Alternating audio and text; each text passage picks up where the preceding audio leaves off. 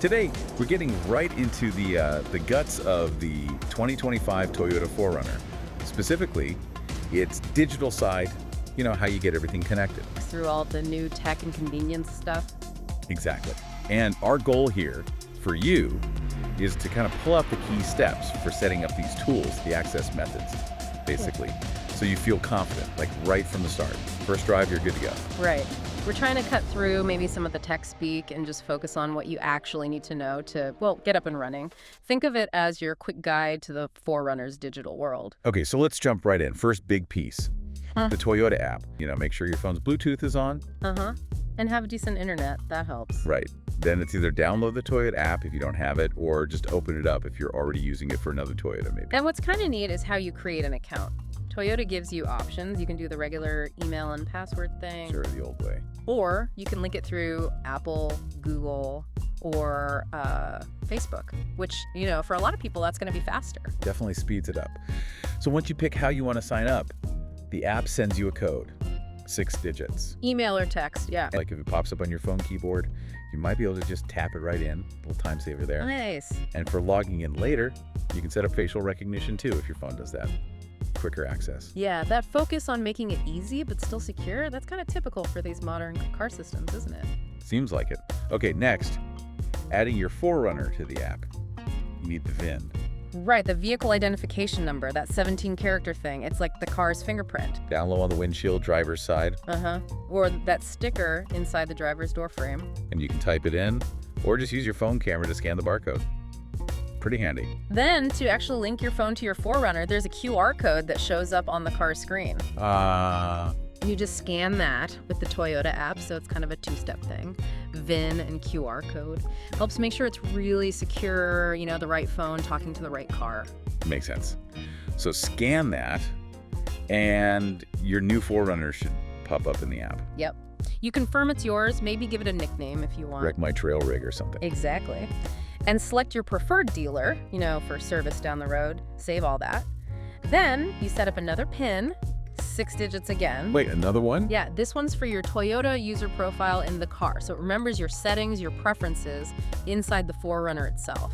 The first PIN was just for the app. Gotcha. Okay, app PIN, then car profile PIN. Exactly. Just another security layer for your personal stuff in the vehicle. Then comes the maybe the less thrilling part, reading and accepting the terms for connected services and the master data consent. Yeah, the legal stuff, but it's important. But here's a key detail they mentioned, the trial subscriptions.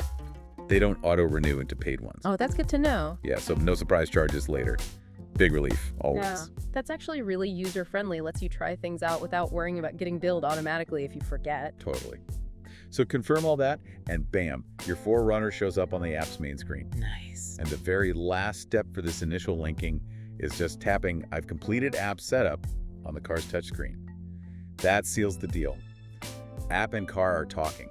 Okay, so now the app and the vehicle are connected. The next logical thing is getting your smartphone fully integrated, right? For calls, music, navigation, all that. Right. Cool. Which brings us to Bluetooth pairing and Apple CarPlay and Android Auto.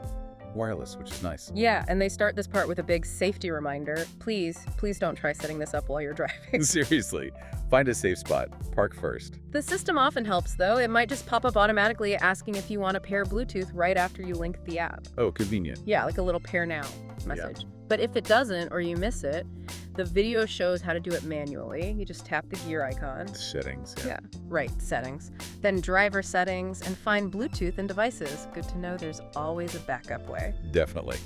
So from there, it's pretty standard Bluetooth stuff, right? Make sure Bluetooth is on in your phone settings. Tell the 4Runner to search for devices. Pick your phone from the list. Then you get that code confirmation, 6 digits. Shows up on your phone and the car screen. You've got to make sure they match. Yep. Tap pair on the phone, okay, on the car screen. Boom, connected. And don't skip that prompt about syncing contacts and favorites. Allowing it makes hands-free calling way easier. Absolutely. Accessing your people quickly. Now for the really slick part. Once Bluetooth is hooked up, it usually asks right away, hey, want to enable Apple CarPlay? or Android Auto, depending on your phone. Okay. Just tap yes on the car screen, then maybe a confirmation connect prompt on your phone, and just like that, your phone's interface, well, a simplified version, shows up on the 4Runner screen. Yeah, with all your compatible apps. Music, maps, podcasts. It's like having your familiar phone screen, but bigger and built into the dash. Safer too. That smooth jump from just Bluetooth audio to the full smartphone mirroring, that's a huge convenience feature these days. For sure. And switching between, say, CarPlay and the Toyota system, also easy. For Android Auto, it's often a Toyota app icon you tap to go back. Getting back into CarPlay or Android Auto is usually just tapping that same icon again. So you can kind of bounce back and forth easily, use the car's radio, then jump back to your map app. Exactly. Seamless is the idea. And here's another nice touch they mentioned. Get back in the car later, phone's on, Bluetooth enabled. The system should just pick up where you left off. Listening to Spotify through Android Auto, it should start playing again automatically. Oh, that's great. No fiddling around each time. But what if, the connection glitches? Happens sometimes. Yeah, good point. Just go back to the settings, that gear icon, then Bluetooth and devices, find your phone, and tap it to reconnect. Okay, manual reconnect if needed. And you can also tweak settings there, like tell it only use Bluetooth for phone calls, not for media audio, or vice versa. Or both. You get to choose. Good customization. All right, so we're connected. What about actually listening to stuff? Managing audio sources. Right, entertainment. You tap that little music note icon on the display. Got it. From there, you hit sources, and it lists everything. AM/FM radio, Sirius XM, your phone via Bluetooth, Apple CarPlay, Android Auto, and even those built-in streaming options. Like Apple Music and Amazon Music. Exactly. Let's talk radio first, though. Standard stuff. AM, FM, Sirius XM. You can save your favorite stations, right? Just tap the little heart icon next to them. Favorites are key, and the steering wheel controls are set up nicely. You can cycle through just your saved favorites using buttons right there on the wheel. Keeps your eyes up. That's smart. But what if you want to browse all the stations, not just favorites? Yeah, if you tap on the source itself, like tap FM, it often lets you browse by genre, where you get on-screen tuning buttons to scan up and down. Okay. But remember that mode button on the steering wheel too? That cycles through all the available sources. Radio, phone, streaming, everything, no matter what screen you're on. It's like a quick jump button. Useful. Now, those integrated streaming services, Apple Music and Amazon Music, how do they work? Okay, so this is pretty cool if you already subscribe to them. But you need an active Wi-Fi Connect trial or subscription in the 4Runner. Makes sense? Needs data. Right, it's streaming over the car's connection. Yep. And you link your existing Apple or Amazon accounts through the Toyota app. It's in the app's account settings under linked accounts. Ah, so you're not subscribing again through Toyota, you're just linking the account you already pay for. Exactly. And the benefit, they say, is a more integrated experience, optimized for the car's display and controls. Interesting. Less fiddling with the phone, maybe. Could be. And of course, voice control, big part of modern cars.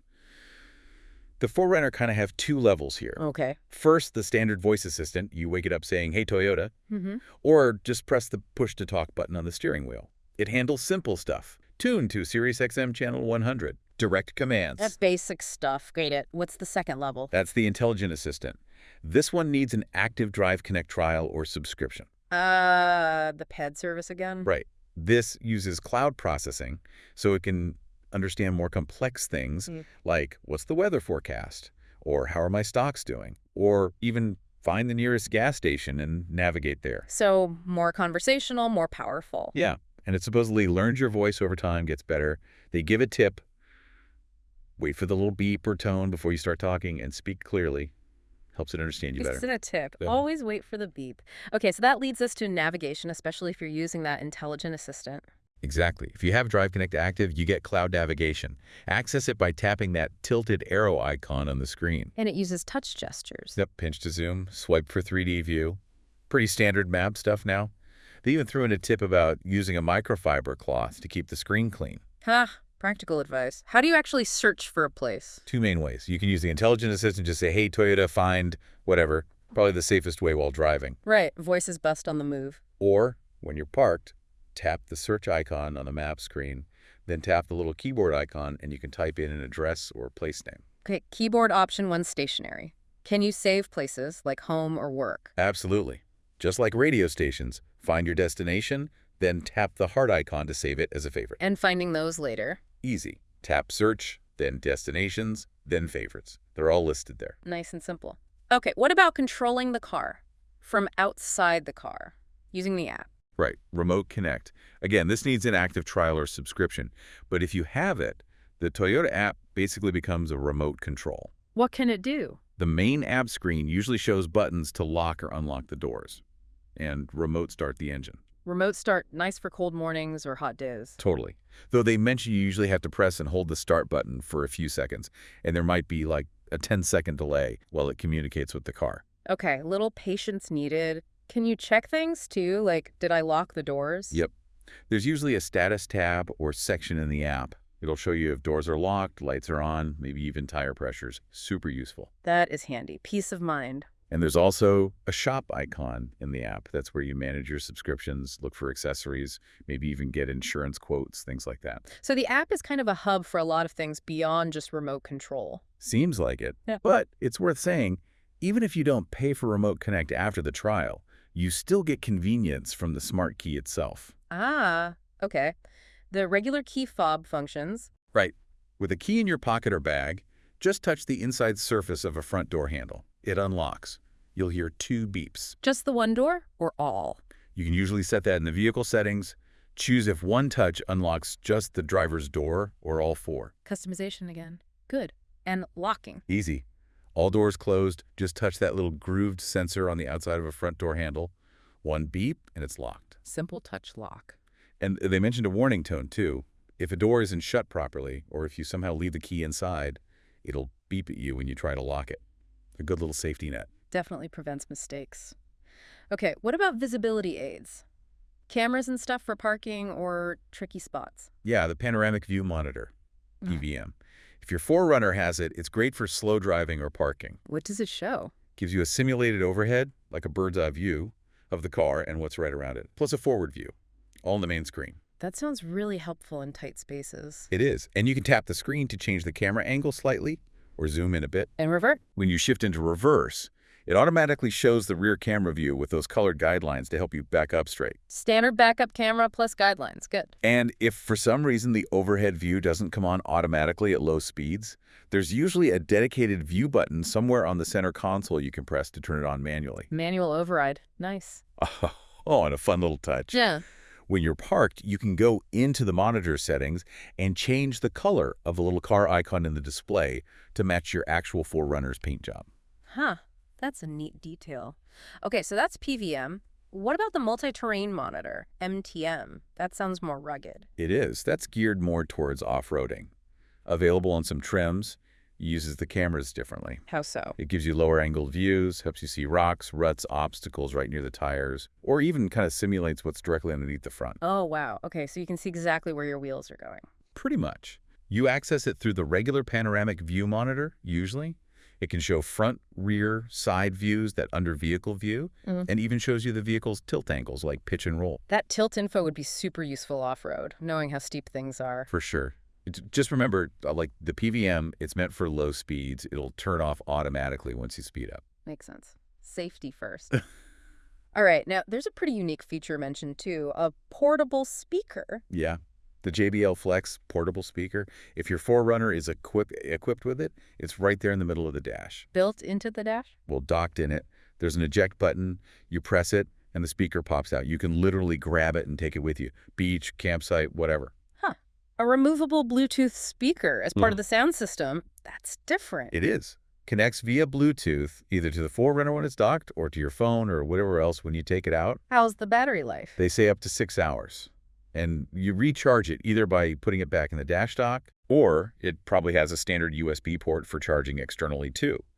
And apparently, you can pair it with other JBL Flex speakers, if you have more than one, for synchronized sound. Kind of cool. Little portable party mode. How do you put it back? Nest it back in the dock and press gently till it clicks. Make sure it's seated right so it charges. Neat feature.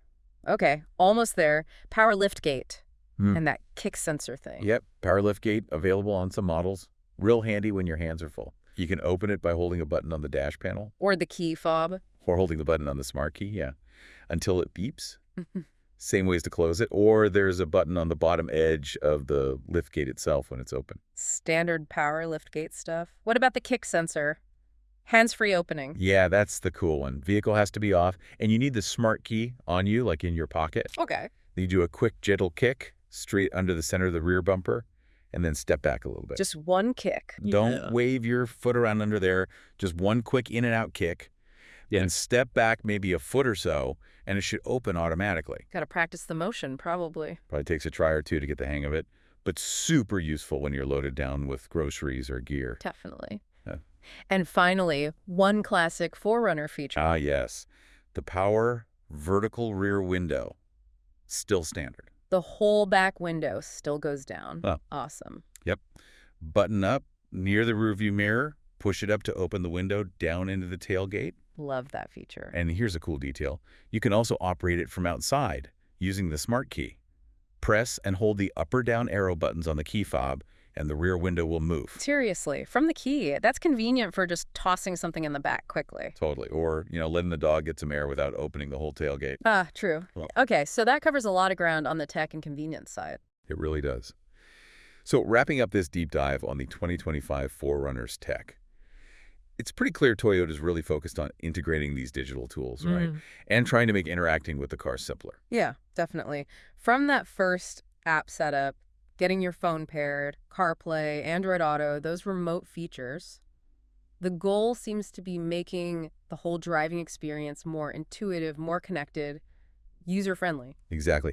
It feels like it's all about giving you more control, making the day-to-day driving maybe just a little bit easier, more seamless, right from when you first get it. So maybe something for you to think about is, considering your own driving habits, your needs, which of these digital tools, these access methods, do you think you'll actually use the most? Yeah, how will they fit into your routine? What's going to really enhance the experience for you? Right. And perhaps even think about this. Having heard all this, what other questions pop into your head about really getting the most out of all the technology packed into this new 4Runner?